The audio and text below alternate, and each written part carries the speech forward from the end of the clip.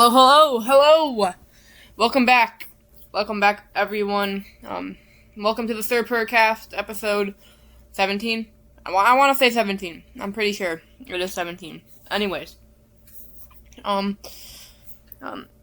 This might be a shorter episode, but I just want to, talk about the Panthers offseason. Obviously OTAs, but just, besides that, everything that's been going on, and then just, giving some reasons why I think the Panthers are giving some, just information, I guess, on the Panthers offseason for people who don't pay attention to that stuff. So, yeah. Basically, OTAs have finished. If you didn't know what OTAs stand for, it stands for Organized Team Activities. No pads in those. But OTAs are finished, and the Carolina Panthers, there's three takeaways I'm gonna talk about from OTAs. Number one, Tetrell McMillan was held out of them with a foot soreness. In an interview that was out today, he said he should be back for training camp. With everything. He seems fine. He should be ready. I mean, he should definitely be ready to go for the season. So I wouldn't worry about that. Just know that he wasn't there. And, Bryce said not having T-Mac on the field is obviously less fun. What a big impact he had. Just this season, last season, a player that is always striving to get better, was really hard on himself. And, he's just, I hope he gets better. He was, we'll talk about that later, actually. But, yeah, it's just not the same having him out there. Bryce was talking to Brad Zeke, about just the opportunity to progress as an offense without him, though. Or it was something like that. I kind of forget. But there's a Panthers.com article on it. It's 6 Panther takeaways from Panthers rookie minicamp day 1, if you want to read it. So that's what it was. It was Bryce talking with Brad Zeke. I kind of forget. But it was something that how they can benefit from it. So yeah, that's my first takeaway from OTAs, is just McMillan not being out there. On my second, actually I have 4. Wait, what's my third though?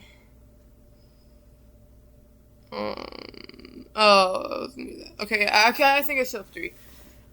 My second is I have 4. My second is Jonathan Brooks, has looked unbelievably, good in OTAs. A lot of praise from coaches, players, everyone. He's really developed a relationship with Shuba. He's talked about that in an interview. And that's awesome. You love to see that. I think Shuba is definitely gonna start with a lot more bulk of the carries, but they're definitely gonna mix Jonathan Brooks in. Speaking of Chuba Hubbard, I'm definitely gonna shout this out in the podcast tomorrow. But his birthday is tomorrow, so before you listen to the podcast tomorrow, just remember that it's birthday tomorrow. But I'll definitely shout it out in the podcast. So happy early birthday, and then happy early birthday to Chuba Hubbard. But anyways, back on topic. Brooks has looked super quick, super elusive, super springy, I guess. I don't know. But he's been given a lot of praise. And he looks just as good as he was in college. I don't think the injury has, visually affected him at all, from what I can see and from what people are saying. He looks just as elusive, just as dynamic. And a lot of people are praising his quickness. That's going to be something that's really exciting. Especially in the screen game, on the stretches, on the pitches. You got to look out for that. Jonathan Brooks might be an amazing player for the Panthers this year. Might be a real game breaker. If we can get him going in the receiving game, if he can consistently catch passes and, get it done there, that could be a really big asset on 3rd down and 8, 3rd and 10. Yeah, that'll be awesome. It can open up a lot of ways for the Panthers. My third takeaway is J.C. Horn being worked in at nickel. The Panthers, Ejiro Rivera has been giving J.C. Horn starting team reps at the nickel cornerback position. this not only opens up JC to play more of a complicated and advanced role in the coverage position, and also just honestly more important in my opinion. But it also allows you to have your three best cornerbacks on the field at the same time, in Will Lee, Mike Jackson, and J.C. Horn. This is bad news for for Corey Thornton and Shao Smith-Wade, because if J.C. Horn makes the switch or sees a lot more playing time at the nickel position, especially in the season, one of them could be getting cut just because of lack of use. I think it was going to be Corey Thornton. He's played well so far, but Shao Smith-Wade has made some more plays than him, but it just depends on what we see in OTAs as well. But yeah. That is just one thing to look out for. JC Horn of the nickel. So, watch out for that. But again, like I said, it just allows, your top three defenders to be on the field at the same time, which is really big. The Panthers secondary was really good last year. With Mike Jackson and JC Horn. And I'm assuming it'll just continue to get better. But yeah, my fourth takeaway, and I'm sure many of you have seen this, is the leadership role that Bryce Young has taken on. Obviously, on the first day of OTAs, there was a bit of a monsoon, as Dave Canales called it, and then, there were some passes being dropped, and just plays not being executed to Bryce's standards, and he kind of let the offense know, just get back to work. He said, it's not raining. You need better execution. And then there was some cusses in there. That's what T Mac called them. But McMillan on an interview today said he loved it. I said the offense loves it. Said it's fired, and Canales also praised it. It's awesome as a fan. Makes me super excited for the season. Just seeing Bryce take on a bigger leadership role like that, to see real fire, see that he really cares. Obviously, I know he cares, but just see that even more. It's unbelievable, and I think he's gonna be scary with this Panthers offense this year. Getting Jonathan Brooks, adding Chris Brassel, just having a second year with McMillan and just continuing to progress. That's going to be really fun to watch, and then that leadership role just getting even better. Guys rallying behind him. Alright. So, the next thing in the offseason I want to talk about, I forget the location. I think I'm gonna look up the location.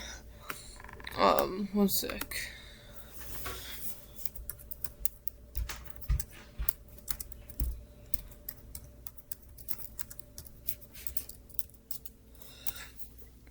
Mullins, South Carolina. So, this past weekend, Bryce Young, Jonathan Brooks, Chris Brassel, there might have been a couple others, but those are the only ones I remember. There probably were others. They were seen in Mullins, South Carolina with Xavier Leggett, who took them there for the weekend. Kind of like as a team bonding experience. And they were all hanging out there, riding horses and four-wheelers or ATVs. Obviously, Bryce Young, there's a clip of him on a very large ATV. If you just look up Bryce Young ATV, you can probably see that. But yeah. That I just love to see that with everyone else. Everyone else, just great team bonding experience. Which is just, you love to see it. It's unbelievable unbelievable opportunity to bond. And obviously, like I said, bro, Leggett, he's gonna make a stride this year, and then that connecting with Leggett, it's awesome. You love to see it. And then Chris Brazzell, Jonathan Brooks, everyone there. McMillan was not there, like I said, injury. You don't love to see no helmet, just flying down the with a four-wheeler. You don't love to see that. I love to see some more protection as a fan, just worrying about the well-being of players. But, I'm sure they're responsible. But, yeah, it's just I love to see that, and I'm really glad. McMillan, obviously, he said he was upset that he missed out, but, Tetra McMillan, you're still going to be the number one receiver. Was Jalen Coker there? I'm not sure. Anyways. So yeah. The Panthers had another team bonding experience. What was the race car place called? It's like, I don't remember. I swear, oh my gosh, this is a little frustrating because it's on the very, very top of my brain, but I can't. I'm gonna try and find it. I'm gonna have to go a little far back.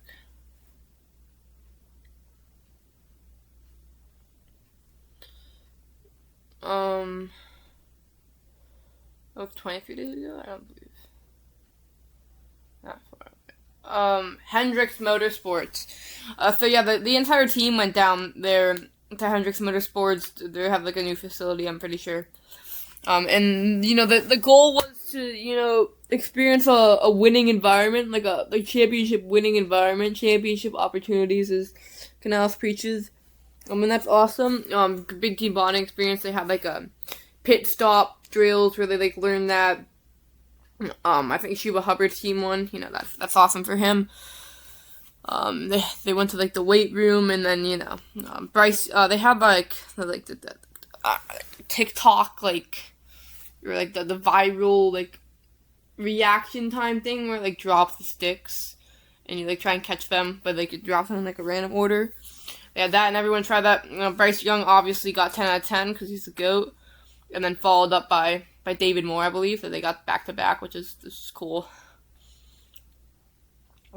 So, you love to see more team bonding opportunities and experiences because, that it's night and day, as McMillan said today, when you get on the field. So that's really special. Next, I want to move on to OTAs. Next thing.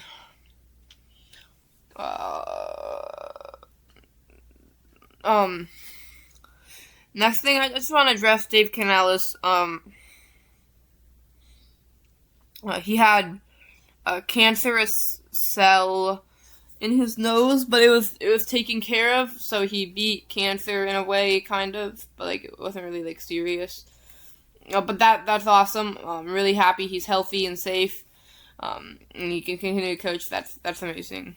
So congratulations, Dave Canales, on beating cancer. Kind of. I mean, maybe you did. I'm not saying you didn't, but I'm not really sure if that counts as being cancer. But if it does, congrats on beating cancer. If it doesn't, still, I'm happy you're safe and all that. And just congrats on living a healthy life in general. But yeah. But I wanna talk about mandatory minicamp. JC Horn and T-Mac were held out. Just, again, injury related, just rest related, nursing related stuff. But there was,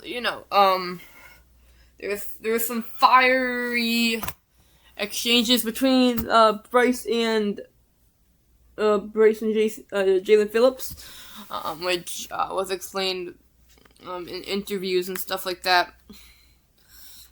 Which is, you like to see everyone getting passionate and excited about that. Corey Thornton looked really good in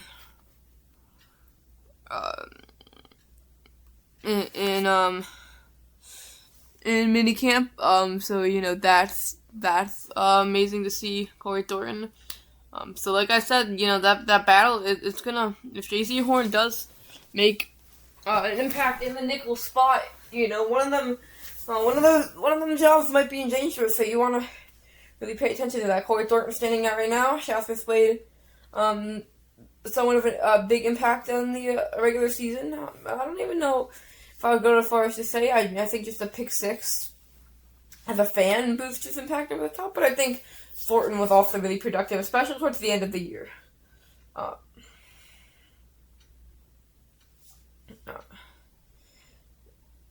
And then, you have, and then another thing was they had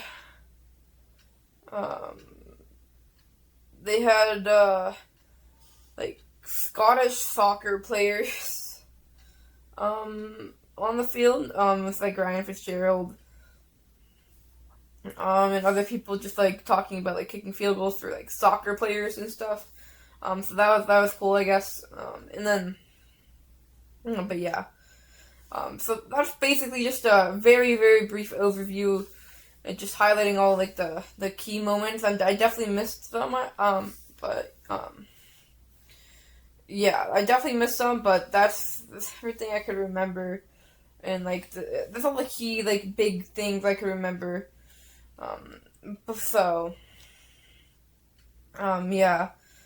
But, you should definitely just check it out for yourself if you're watching this. That way you can actually, get the full scoop. But this is just like a brief information, just summarizing the bulk of the off season.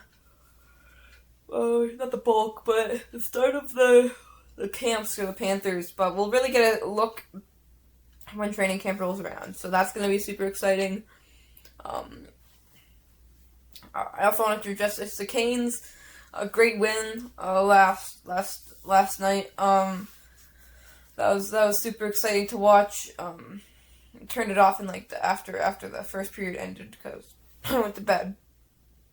But they were up 3-1. Again, thank you refs. Even though they are valid. They are valid. Like they are valid reasons to draw back a goal, but only based off like technicalities. Like. So, I don't know, but still thank you, refs. But yeah, the first game in the series that was won by more than one score. So, that's awesome. And then I'm really excited that we get a home game next. So, good luck tomorrow. I'll wish them luck tomorrow too. But go Canes and keep pounding. I'll see you on the next one.